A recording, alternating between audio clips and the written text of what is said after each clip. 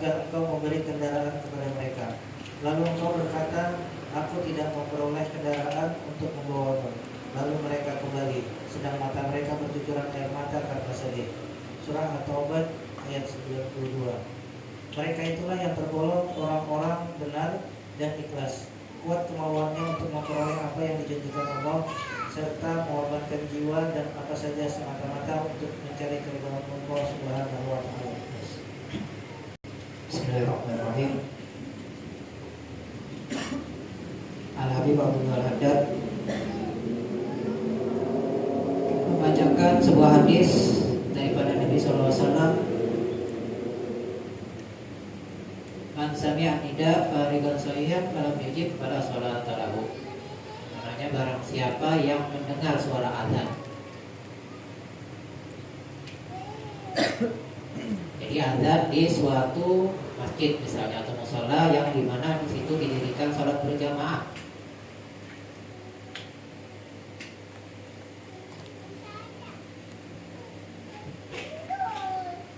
Kemudian ia tidak ada uzur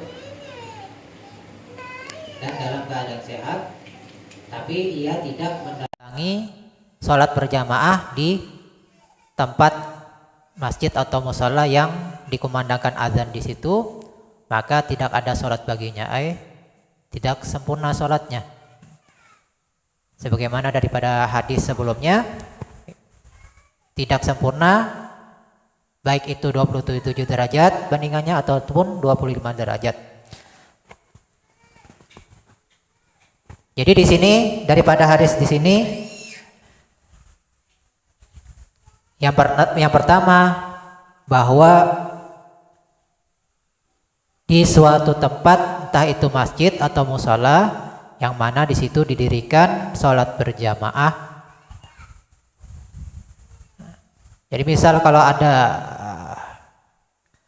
berapa buah masjid misalnya dikumandangkan azan. Nah ini juga berkaitan dengan masalah menjawab suara azan. Jadi ada tartibnya yang mana yang hendaklah kita datangi dan yang mana kita jawab. Di antaranya itu ada susunan yang mana yang seharusnya kita datangi, yang mana yang seharusnya kita jawab suara azan tadi.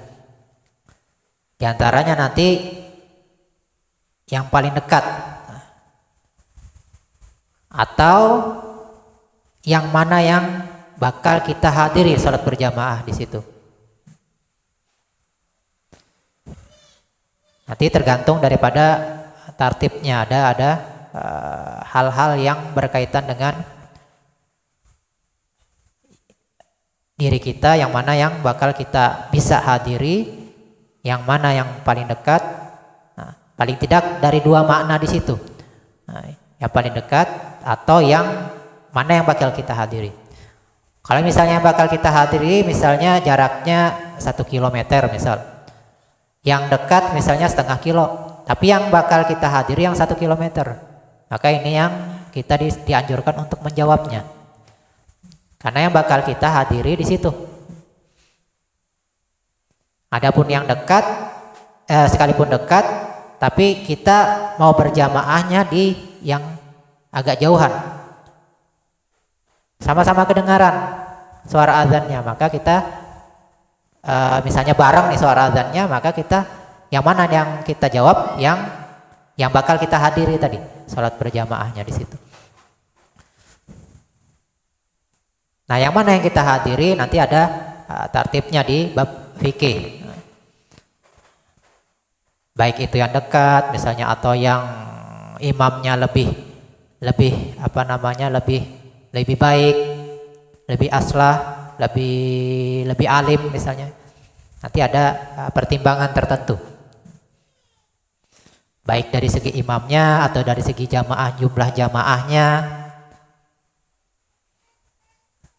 Jadi paling tidak ada 2 pertimbangan. Baik dari segi imamnya ataupun dari segi jumlah jamaahnya. Atau bahkan bisa juga nanti misal kalau kita ini ada masjid jamaahnya sedikit, yang satu jamaahnya banyak. Kalau seandainya kita menghadiri yang jamaahnya banyak misalnya, yang sedikit ini kemungkinan bisa malah gak terjadi salat berjamaah. Ini kadang-kadang yang hadir cuma satu orang di situ. Nah, yang mana afdal? Afdal kita ke situ. Karena seandainya kita nggak ke situ, akhirnya nggak ada yang salat berjamaah di situ. Nah, jadi ada pertimbangan tertentu, ada pembahasannya. Jadi nggak mutlak misalnya, oh yang jamaahnya lebih banyak atau yang imamnya lebih alim. Nah, jadi ada pertimbangannya. Itu pembahasannya di bab fikih nanti. Kemudian di riwayat yang lain Nabi pernah berazam mencita-cita manakala mengetahui ada sebahagian daripada penduduk kota Madinah yang tidak hadir sholat berjamaah bersama beliau di masjid beliau. Ketika selesai salam, kemudian Nabi menyebutkan hadis ini. Kata beliau berkeinginan untuk membakar rumah orang yang enggak menghadiri salat berjamaah bersama beliau. Nah, disebutkan di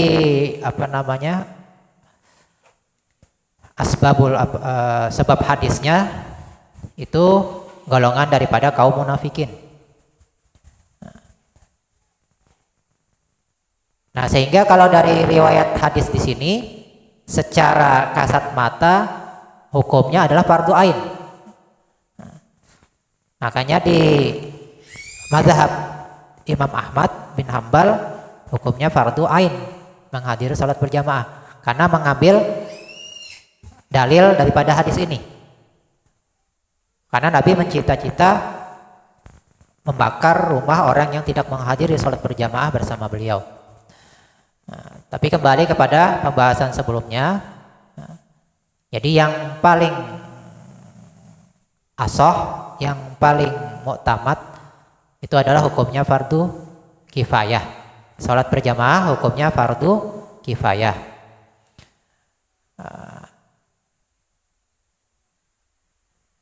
Kemudian juga, ini ada hadis yang seperti ini. Kenapa enggak ini yang lebih diutamakan? Karena ini menunjukkan fardu ain.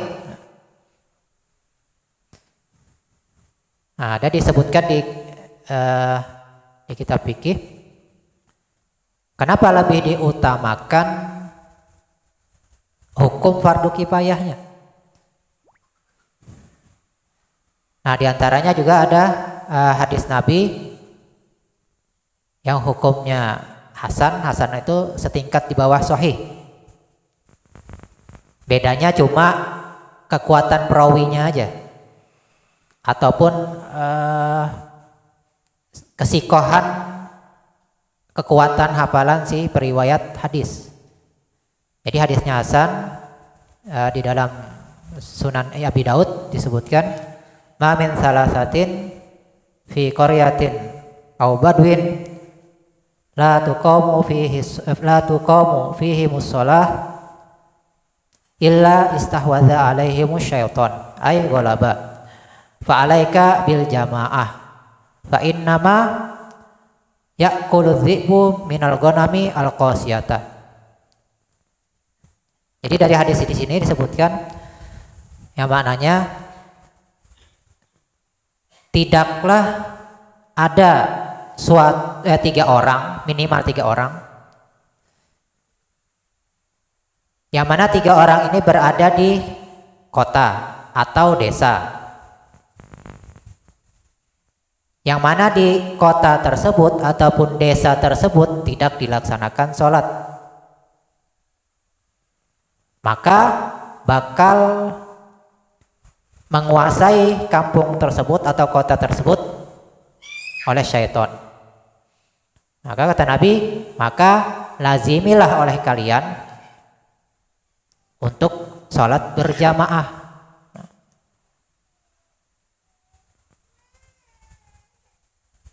Nah, di sini menunjukkan hukumnya fardu kifayah.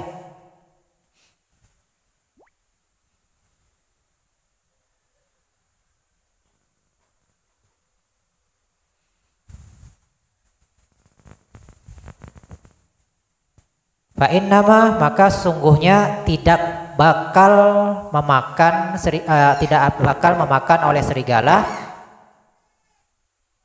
kecuali kambing atau domba yang terlepas daripada kelompoknya. Jadi ada domba yang sendirian, ini yang bakal dimakan oleh serigala. Nah, di hadis di sini bahkan sanadnya hasan, maka hadis di sini menunjukkan hukumnya fardu kifayah.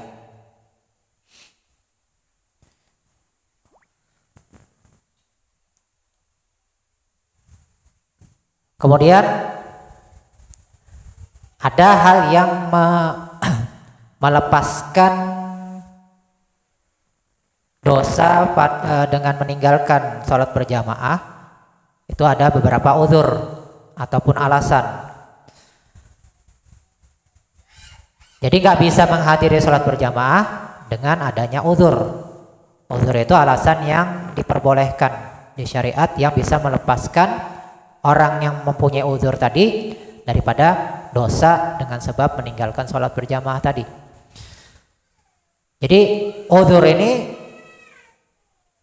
mau nggak mau harus dia tinggalkan sholat berjamaah tadi karena adanya uzur ini. Itu dikatakan uzur. Anggap penyakit. Jadi nggak semua penyakit itu dikatakan uzur. Misal kenapa ente nggak sholat berjamaah ke masjid? Anak sakit apa misal? Sakit kepala, pusing-pusing, tapi jalan bisa aja. Nah, ini belum dikatakan uzur. Karena di situ katanya yang sulit ditanggung oleh kebanyakan orang. Ibarat sakit kepalanya itu memang berat. Ini kalau dibawa berjalan ini bisa ambruk.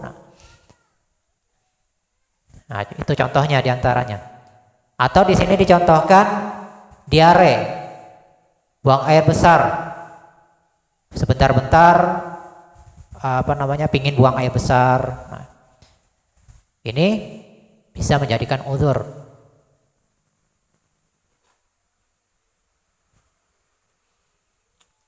Bahkan orang yang mempunyai uzur ini bisa sekalipun dia tidak ikut berjamaah, tapi dia bisa mendapat pahala. Tapi kalau dia uzur tadi dengan benar-benar uzurnya, dengan alasan yang benar, terus dia dengan adanya penyesalan, wah merasa rugi nih, merasa sedih karena nggak bisa menghadiri misalnya sholat berjamaah tadi dengan adanya uzur. Kalau seandainya nggak ada uzur ini, anak bakal hadir.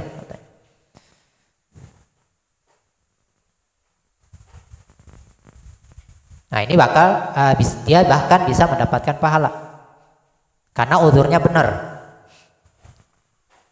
Nah, kemudian diantaranya uzur-uzur yang lain disebutkan di Zubat, wal uzru fi jama'atin wa jum'atin matar wa syiddatul wa wahalun wa syiddatul bardi wahar. Uzur, alasan yang diperbolehkan tidak menghadiri sholat berjamaah ataupun sholat Jumat, itu diantaranya apa? Diantaranya hujan yang menyulitkan bagi seseorang untuk bisa menghadiri sholat berjamaah. Hujan lebat misalnya, udah dapat uzur, dapat keringanan tidak menghadiri sholat berjamaah ataupun sholat Jumat. Kemudian yang kedua, wawahalun, banjir. Kemudian yang ketiga, wasyiddatul bardi, musim dingin. Misalnya minus 1 derajat, 4 derajat, oh ini dingin kalau sampai keluar ini bisa keluar menuju masjid misalnya bisa mimisan dan lain sebagainya, sehingga menyulitkan baginya untuk bisa hadir. Walhar, bersangatan panas, misalnya 50 derajat. Kemudian wa maradun wa atashun wa atashun wa ju'u, dan sakit. Di antaranya ini tadi, penyakit yang menghalangi daripadanya untuk bisa berhadir. Nah, enggak semua penyakit tadi ya. Kemudian wa atashun, bersangatan haus. Bersangatan haus. Misalnya dia kesulitan mencari air. Jadi dia memerlukan air untuk bisa menutupi kehausannya, maka dia lebih perlu kepada air untuk bisa menyelamatkan dirinya, sehingga dia tidak bisa berhadir ke masjid ataupun berjamaah. Waju'u, bersangatan lapar. Wah, ini nggak ada makanan sama sekali, paksa dia cari makanan dulu.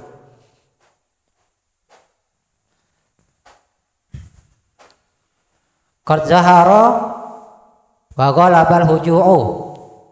Jadi ini betul-betul haus dan betul-betul lapar. Jadi bukan haus sedikit, enggak. Memang betul-betul haus, betul-betul lapar. Yang bersangatan. Kemudian alasan yang lain lagi, wa ghalabal huju'u, bersangatan ngantuk. Berat matanya untuk bisa menghadiri salat berjamaah tadi. Mati saya waktiha,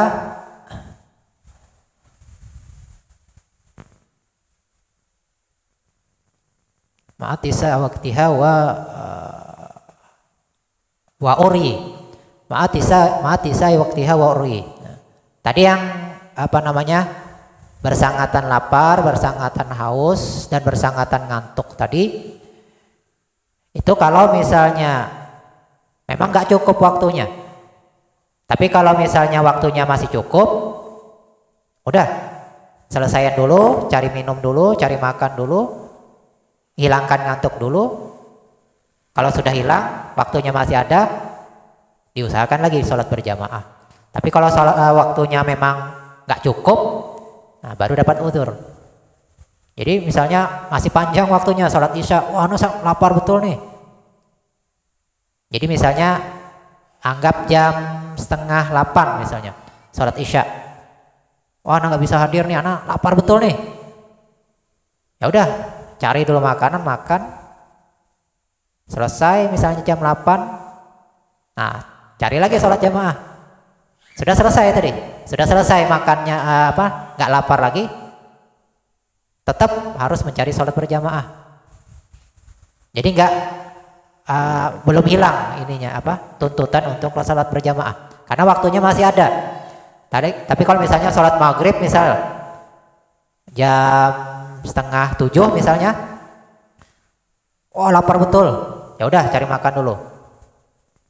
Selesai makan, kurang 5 menit lagi misalnya, kurang 5 menit habis sholat maghrib. Nggak bisa mendapatkan sholat berjamaah, ya udah sholat sendirian misalnya. Tapi kalau waktunya masih panjang, tetap dituntut untuk mencari sholat berjamaah. Wa uryi, ada penutup aurat, ketiadaan penutup aurat. Artinya kalau dia mau sholat berjamaah ke masjid, nggak ada pakaian yang layak yang menutupi auratnya. Nah, boleh dia misalnya, nggak ada habis pakaiannya, misalnya kena najis semua,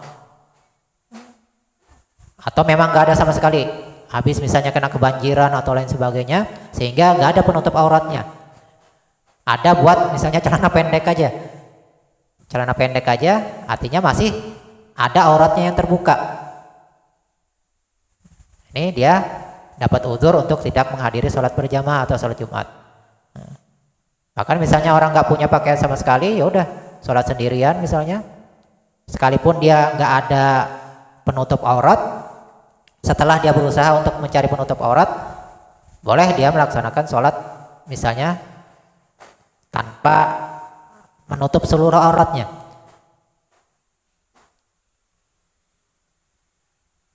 Asal nggak ada misalnya di sekitarannya orang yang haram melihat auratnya. Kemudian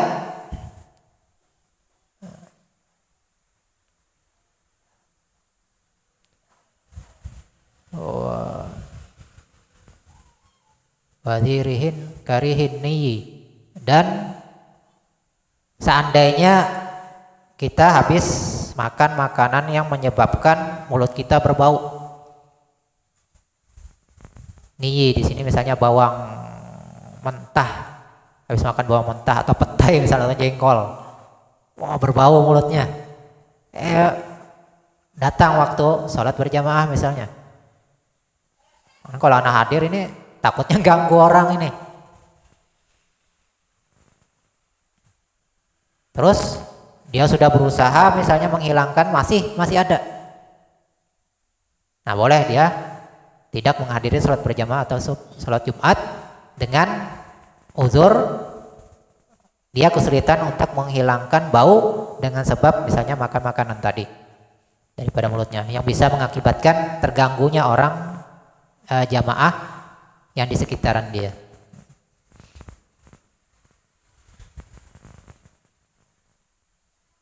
Nah, nanti juga disebutkan diantaranya kalau misalnya imamnya fasik, kita tahu imamnya fasik.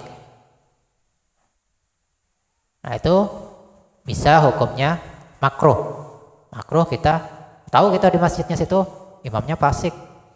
Arti fasik kan sudah disebutkan dia melakukan dosa besar. Oh, dia ini misalnya penjudi, misalnya minum-minum khamar misalnya. Tahu, oh ini imamnya ini penzina misalnya. Atau misalnya dia melakukan dosa kecil tapi terus menerus ataupun diketahui orang, viral. Dan dia nggak merasa itu suatu kesalahan. Tahu kita imamnya seperti itu, makruh kita menghadiri berjamaah di situ. Dan yang serupa dengan itu diantaranya imam yang misalnya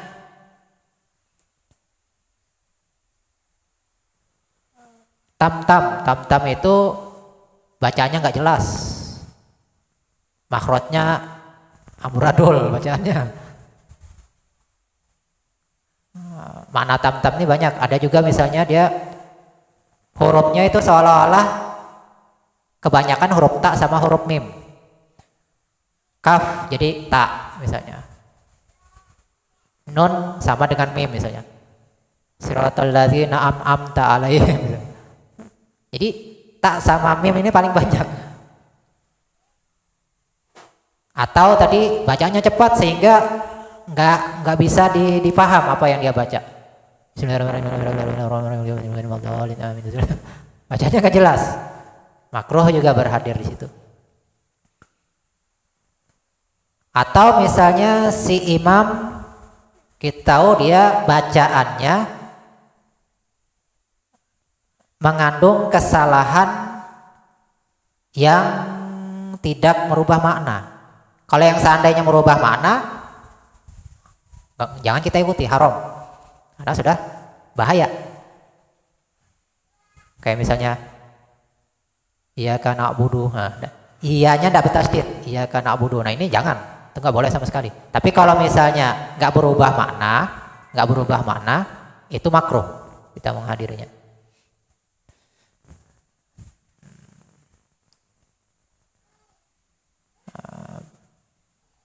Misalnya yang harusnya panjang nggak dipanjangkannya, tapi nggak berubah makna misalnya.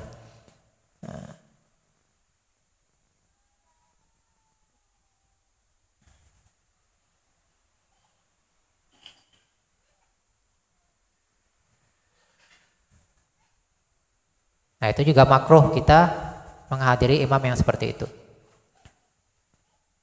Kemudian juga sering juga timbul kita bagaimana kalau misalnya imamnya tanah berdaham. Nah, disebutkan juga di Zubat Wa in tahnanahal imamu fa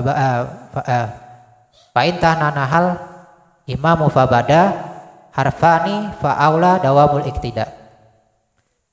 Seandainya berdehem si imam dan menimbulkan dua huruf hijaiyah, jelas fal aula dawamul iktida, maka yang aula teruskan aja ikut. Ini di kitab Zubat.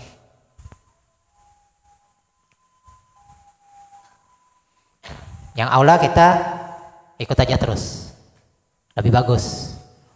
Tapi kalau mau mufaroqah nggak apa-apa. Tapi yang aula teruskan aja, karena masih bisa ada kemungkinan lain gitu.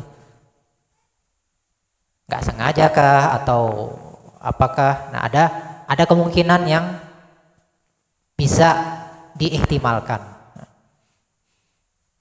Maka fal aula dawamul iktida.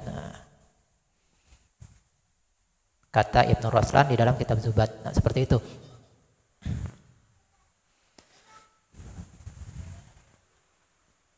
Kemudian Rasulullah SAW pernah di dalam salah satu peperangan beliau, ini perang Tabuk. Ya, di situ kan Nabi mengizinkan yang ikut berperang ke Tabuk. Ini karena perjalanan jauh dan kebetulan di waktu yang sangat panas, maka cuman yang punya biaya dan punya kemampuan untuk bisa melakukan perjalanan yang diizinkan untuk mengikuti perang Tabuk ini. Nah, sehingga di antara para sahabat yang mereka tidak mempunyai kemampuan baik dari segi fisiknya, ada penyakit, ataupun dari segi nggak punya kendaraan, ataupun ada uzur-uzur yang lain, Nabi memberikan keuzuran.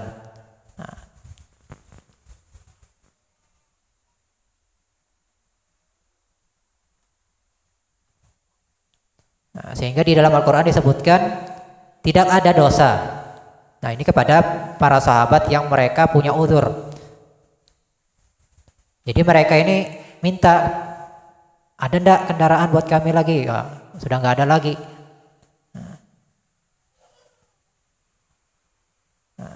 Maka mereka akhirnya tidak bisa ikut ke peperangan Tabuk. Sedangkan mereka merasa sedih.